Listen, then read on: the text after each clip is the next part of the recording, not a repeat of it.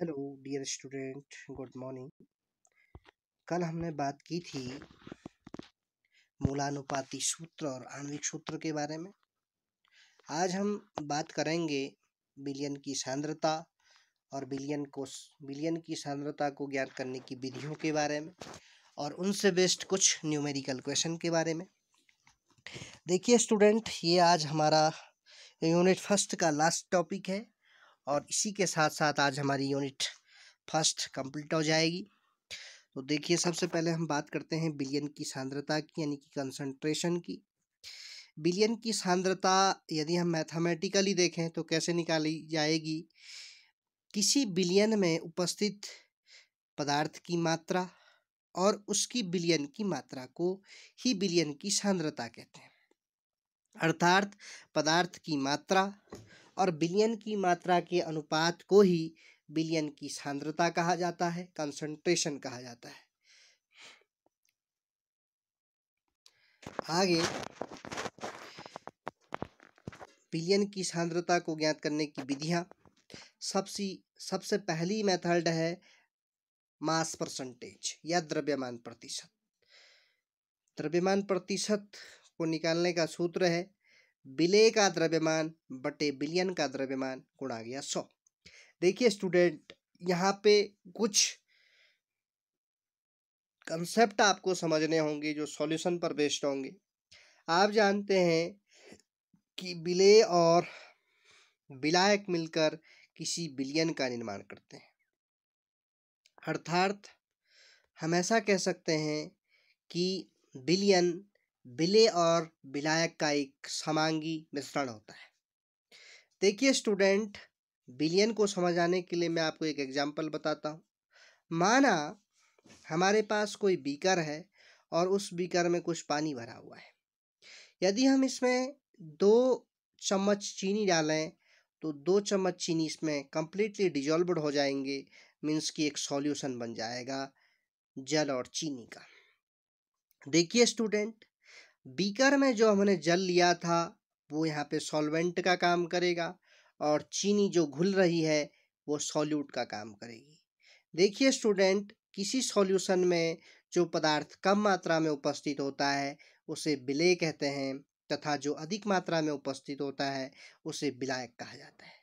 क्योंकि इस बीकर में पानी अधिक मात्रा में था तो पानी विलायक होगा और चीनी कम मात्रा में हमने घोली तो चीनी विलेय होगी। अर्थात द्रव्यमान प्रतिशत होगा विलेय का द्रव्यमान जिसे हम घोल रहे हैं बटे विलयन का द्रव्यमान, यानी कि विलयन किस किस से मिलकर बना है? विलेय सॉल्यूट प्लस सॉल्वेंट से, यानी कि सॉल्यूट प्लस सॉल्वेंट का टोटल द्रव्यमान गुणा गया 100। यही इसका मास परसेंटेज कहलाएगा। आगे हम बात करेंगे भार प्रतिशत की। सेम किसी विलेय का भार बटे विलयन का भार गुणा गया 100 ही उसका वेट परसेंटेज या भार प्रतिशत कहलाता है। अर्थात भार प्रतिशत बराबर होता है विलेय का भार बटे विलयन का भार गुणा गया 100। इसे ही वेट परसेंटेज या भार प्रतिशत कहा जाता है। आगे बात करेंगे कुछ नई मेथड्स के बारे में। नई मेथड हमारे पास है मोल फ्रैक्शन।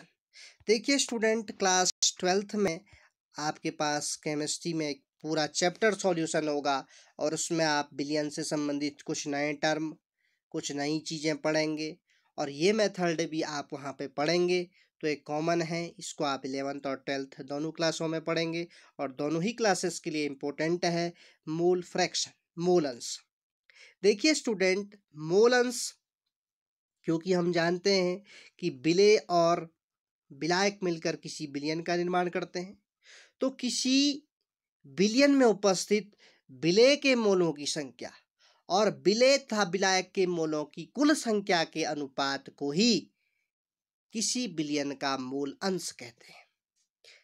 देखिए उसी प्रकार यहाँ हम ऐसा कह सकते हैं कि किसी विलयन में उपस्थित विलायक के मोलों की संख्या बटे विलेय धन विलायक के कुल मोलों की संख्या के अनुपात को ही मोल अंश कहा जाता है।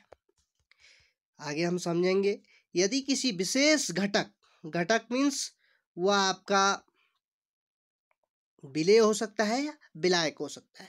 के मोलों की संख्या और बिलियन के मोलों की कुल संख्या, कुल मतलब बिलियन विलेय और विलायक से मिलकर बना होगा। या आप ऐसा कह सकते हैं कि बिलियन में उपस्थित विलेय के मोलों की संख्या बटे बिलियन में उपस्थित कुल मोलों की संख्या, या बिलियन में उपस्थित विलेय और विलायक के कुल मोलों की संख्या के अनुपात को ही मोल अंश कहते हैं। आगे हम एक एग्जाम्पल से समझने का प्रयास करेंगे। यदि कोई पदार्थ कैपिटल ए किसी पदार्थ बी में घुला है, मीन्स कि घुला है, जो घुला है वो विलेय होगा। ए धन बी मिलकर क्या बना रहे हैं, विलयन, यानी कि विलेय और विलायक मिलकर विलयन बना रहे हैं। तो कर्म 100 माना इनके मोलों की संख्या, यानी कि विलेय के मोलों की संख्या को स्मॉल एन ए मान लिया और विलायक के मोलों की संख्या को स्मॉल एन बी मान लिया। तो तब इस विलयन के लिए मोल अंश कैसे निकालेंगे? तो ए का मोल अंश, ए मतलब विलेय का मोल अंश, और मोल अंश या मोल फ्रैक्शन को काई से डिनोट करते हैं, ये एक्स नहीं काई पढ़ते हैं इसको। तो ए का मोल अंश बराबर ए के मोलों की संख्या बटे विलयन के कुल मोलों की संख्या। अब देखिए, हम पहले ही मान चुके हैं कि ए के मोलों की संख्या स्मॉल एन ए है, तो इसलिए काई ऑफ ए यानी कि विलेय का मोल अंश बराबर स्मॉल एन ए, विलेय के मोलों की संख्या बटे एन ए धन एन बी, यानी कि विलेय और विलायक के कुल मोलों की संख्या का अनुपात ही इसका मोल अंश कहलाएगा। इसलिए हम इसको समीकरण नंबर 1 के रूप में लिख सकते हैं। नेक्स्ट देखिए, उसी प्रकार हम विलायक के मोलों की संख्या यदि निकालें या बी का मोल अंश, विलायक का मोल अंश निकालें, तो इसको काई बी से डिनोट करेंगे।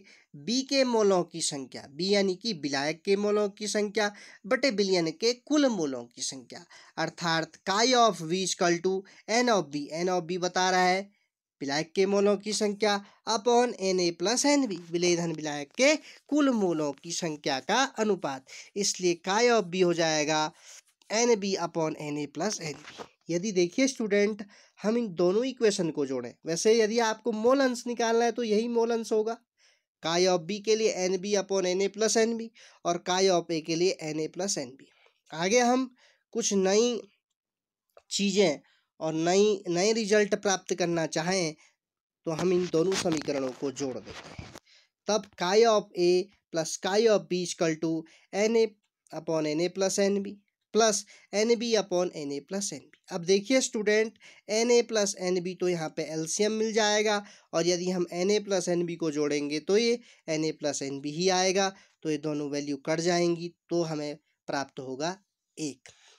मीन्स इसका अर्थ हुआ कि किसी द्विअंगी विलयन के लिए, द्विअंगी मतलब जो विलेय और विलायक से मिलकर बना हो, उसके लिए विलेय के मोलों, विलेय का मोलंश और विलायक का मोलंश का योग सदैव 1 होता है। आगे एक नया रिजल्ट हम यहाँ से प्राप्त करेंगे। इस प्रकार से हमें काई ऑफ ए की वैल्यू प्राप्त हुई थी, यानी कि विलेय का मोलंश, और यदि हमें विलेय का मोलंश पता चल जाए तो हम विलायक का मोलंश निकाल सकते हैं। Chi of B equal to 1 minus chi of A. देखिए, इसको इस प्रकार हम समझने का प्रयास करेंगे। हमें काई ऑफ ए प्राप्त हुआ है N A upon N A plus N B. अब यहाँ से हमारे पास एक नया रिजल्ट आया, chi of B, chi of B equal to 1 minus chi of A, means की 1 minus small N A upon small N A plus N B. अब इसकी मल्टीप्लाई यहाँ हो जाएगी, तो N A plus N B minus N A upon N A plus N B, N A से N A cancel, तो chi B आ जाएगा N B upon N A plus N B. आगे बात करते हैं,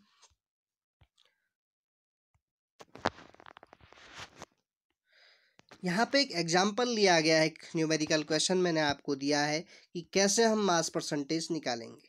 द्रव्यमान प्रतिशत, द्रव्यमान प्रतिशत हम पहले पढ़ चुके हैं कि किसी पदार्थ का द्रव्यमान बटे बिलियन का कुल द्रव्यमान गुणा गया 100। तो देखिए, यदि किसी पदार्थ ए में 2 ग्राम को 18 ग्राम जल में मिलाकर 1 बिलियन प्राप्त किया जाता है, तो बिले ए का द्रव्यमान प्रतिशत ज्ञात कीजिए। तो ए का द्रव्यमान प्रतिशत बराबर ए का द्रव्यमान बटे बिलियन का कुल द्रव्यमान। अब देखिए स्टूडेंट, हमें ए का द्रव्यमान तो 2 ग्राम दिया है क्वेश्चन में, और बिलियन का कुल द्रव्यमान यानी कि ए धन बी, तो 2 ग्राम धन 18 ग्राम हो जाएगा 20 ग्राम। तो 2 ग्राम बटे 20 ग्राम गुणा गया 100। यहाँ से देखिए, एक जीरो से जीरो कैंसिल, 2 से 2 कैंसिल, तो 1 बचा, 1 इंटू 10 ग्राम इस क्वेश्चन का आंसर आ जाएगा। यानी कि इसका जो मास परसेंटेज निकलेगा वो 10% निकलेगा। देखिए इस प्रकार से ये कैलकुलेशन है इसकी 10%। आगे देखिए, बात करते हैं मोलरता के बारे में।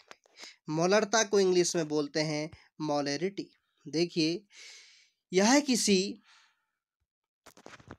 किसी विलेय की 1 लीटर बिलियन में उपस्थित, कोई विलेय 1 लीटर बिलियन में उपस्थित किसी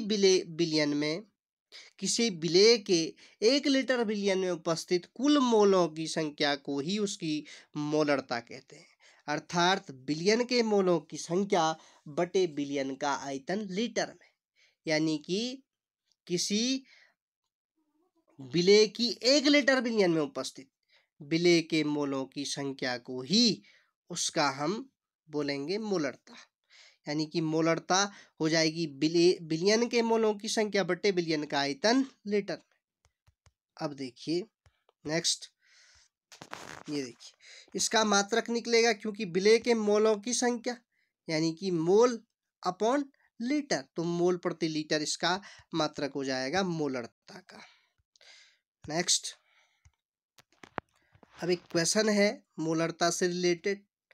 बाद में हम दोनों, पहले हम मोललता को पढ़ लेते हैं, फिर दोनों पर बेस्ड न्यूमेरिकल क्वेश्चन की बात करेंगे। मोललता यानी कि 1 किलोग्राम विलायक में उपस्थित विलेय के मोलों की संख्या को मोललता कहते हैं। अर्थात विलेय के मोलों की संख्या बटे विलायक का द्रव्यमान किलोग्राम में। और इसका यदि यूनिट लिखें, इसका आप यूनिट नोट कर सकते हैं। यूनिट आएगी मोललता की मोल पर केजी, मोल पर किलोग्राम। अब इस पर बेस्ड न्यूमेरिकल क्वेश्चन की बात करते हैं। हमारे पास क्वेश्चन ऐसा है, NaOH सोडियम हाइड्रोक्साइड के ऐसे विलयन की मोलरता का परिकलन कीजिए जिसे 4 ग्राम NaOH को जल की पर्याप्त मात्रा में मिलाकर प्राप्त किया गया हो, ताकि विलयन के 250 ml प्राप्त हो जाएं। अब देखिए स्टूडेंट, मोलरता होती है विलेय के मोलों की संख्या बटे बिलियन का आयतन लीटर में। तो यहाँ पे NaOH का द्रव्यमान दिया था, या NaOH का मोलर द्रव्यमान बटे अपॉन जो आपको बिलियन का आयतन दिया है 0.250 लीटर। तो देखिए स्टूडेंट, यहाँ पे 4 ग्राम NaOH का द्रव्यमान है और NaOH का मोलर द्रव्यमान 40 ग्राम है, ये आपको दिया हुआ है, अपॉन इसका आयतन लीटर में इतना दिया है। तो इसका भाग देंगे 4 का 40 में 0.1 मोल अपॉन 0.250 लीटर, और फिर इन दोनों का भाग देंगे एक दूसरे के साथ, तो हमारे पास वैल्यू निकल कर आई 0.4 मोल पर लीटर। 0.4 मोल पर लीटर ही इस बिलियन की मोलरता होगी। नेक्स्ट एक क्वेश्चन मोललता से लेते हैं। 3 m मोलर NaCl बिलियन का घनत्व 1.25 ग्राम इनवर्स है। इस बिलियन की मोललिटी, और मोललिटी हमने पढ़ा है कि विलेय के मोलों की संख्या बटे विलायक का द्रव्यमान किलोग्राम में ही उसकी मोललता कहलाती है। तो आपको m दिया है 3 mole litre inverse. 1 litre billion NaCl का द्रव्यमान 3 इंटू, क्योंकि 3 m NaCl दिया है, 3 इंटू 58 58.5 यानी कि NaCl यानी कि सोडियम होता है आपका 11, सोडियम 23 प्लस 17, क्लोरीन 35, इन दोनों को जोड़ेंगे तो 58.5 आएगा। फिर इन दोनों की हमने गुणा कर दी तो 175.5 ग्राम इसका द्रव्यमान निकल कर आया। नेक्स्ट, 1 लीटर विलयन का द्रव्यमान, 1 लीटर विलयन का द्रव्यमान 1000 गुणा गया 1.25 ग्राम में कन्वर्ट कर दिया तो ये 1250 ग्राम निकल कर आया। अब इसकी डेंसिटी है 1.25 ग्राम मोल लीटर इनवर्स। तो बिलियन में जल का द्रव्यमान 1250 ग्राम माइनस 1.25, जो आपका वो 3 की गुणा करके आया था 58.5 के साथ 175.5, ये आपने घटा दिया तो 1074.5 ग्राम। अब मोललता आ जाएगी विलेय के मोलों की संख्या बटे विलायक का द्रव्यमान किलोग्राम में, तो 3 मोल दिए हैं और यहाँ पे द्रव्यमान निकल कर आया 1. इसको किलोग्राम में कन्वर्ट कर दिया ग्राम को तो 1.0745 ग्राम और भाग दिया तो 2.7 ग्राम। यही इस बिलियन की मोललता होगी। तो इस पर बेस्ड आप न्यूमेरिकल क्वेश्चन को सॉल्व करते रहें। आपको मैं नेक्स्ट क्लास में न्यूमेरिकल क्वेश्चन सॉल्व करने के लिए दूंगा। आपका अभ्यास निरंतर होते रहे। और इस प्रकार हमने यूनिट फर्स्ट में some basic concept of chemistry में क्या क्या चीज़ें यूज होती हैं, मैटर किसे कहते हैं, मैटर की स्टेट्स क्या क्या होती हैं, फिर हमने बात की थी SI यूनिट के बारे में, फिजिकल क्वांटिटीज़, फिजिकल यूनिट्स के बारे में, फिर हमने SI बेस यूनिट की डेफिनेशन के बारे में बात की थी। SI बेस यूनिट की डेफिनेशन के बाद हमने क्लासिफिकेशन ऑफ मैटर की स्टडी की थी। क्लासिफिकेशन ऑफ मैटर की स्टडी के बाद फिर हमने वॉल्यूम डेंसिटी की बात की थी और वॉल्यूम डेंसिटी पढ़ने के बाद हमने बात की थी कि कैसे प्योर सब्सटेंस और होमोजीनियस मिक्सचर, हेटेरोजीनियस मिक्सचर क्या होते हैं। फिर हमने बात की थी मूलानुपाती सूत्र, आणविक सूत्र क्या होता है, आणविक द्रव्यमान या आणविक यानी कि एटॉमिक और मॉलिक्यूलर मास कैसे निकाला जाता है। फिर डाल्टन्स का प्रिंसिपल पढ़ा था। फिर हमने आणविक सूत्र, मूलानुपाती सूत्र और आणविक सूत्र को कैसे निकालते हैं। और आज की क्लास में हमने बात की कि कैसे हम किसी बिलियन में होने वाली अभिक्रियाएं और उनकी सांद्रताओं का कैसे परिकलन किया जाता है, कौन कौन सी विधियां होती हैं। उनमें हमने प्रमुख विधियां द्रव्यमान प्रतिशत, भार प्रतिशत, मोलरता और मोललता तथा मोलंस की बात की थी। इस प्रकार आपका यूनिट फर्स्ट कंप्लीट होता है। नेक्स्ट यूनिट हम कल से स्टडी करेंगे। Thank you very much.